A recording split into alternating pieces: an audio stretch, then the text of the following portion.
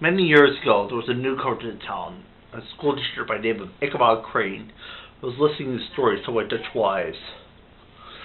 Many years ago, a soldier with a mercenary during the Revolutionary War was scouting the battlefield. Was scouting uncharted territory. Then he had his head shot off by a black iron cannonball. Never found the soldier's head. Now to this day, the ghost of the soldier still roams the countryside in search of his lost head.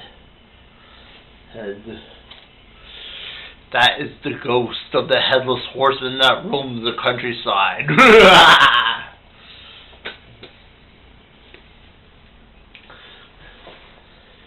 Ichabod Crane walked home that night, a little worried. He was a little nervous about the headless horseman. Somehow he could see him in the trees. Then many days later, Ichabod Crane was asked to teach Katrina, the daughter of the squire, the art of singing. Ichabod Crane liked Katrina, and I think she liked him. Katrina had many boyfriends.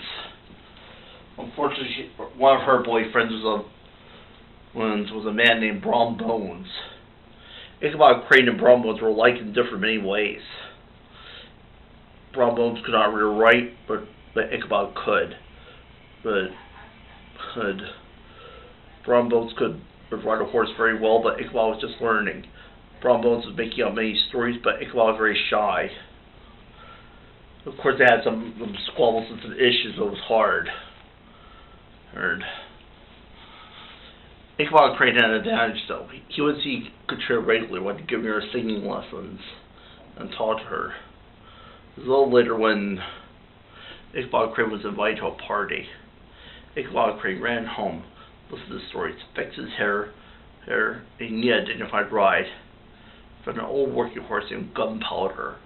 He had no other choice, so he rode the beast of burden down toward the party. And then he danced with Katrina. It was really amazing. Brom Bones just sat there on a bench, pouting with the loss of his love. Later, Brom knew he would have his chance, because later Squire Van Tassel would ask people to tell ghostly stories of Halloween. And Brom knew there was no believer in spooks and goblins, the Ichabod Crane. And he told the story of what happened. I raced a headless horseman for a glass of punch. And jumped the old church bridge, and then the ghost burst into flames. News broke up the party early. So Ichabod walked home alone that night. Started near Wiley Swamp with Gunpowder stopped cold.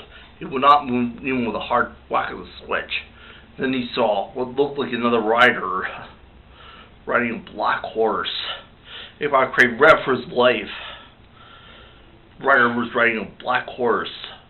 The rider seemed to be dressed in uniform, and on his saddle he carried his head. Ichabod Crane ran across the church bridge with all of his might. The headless horseman threw his head again at him.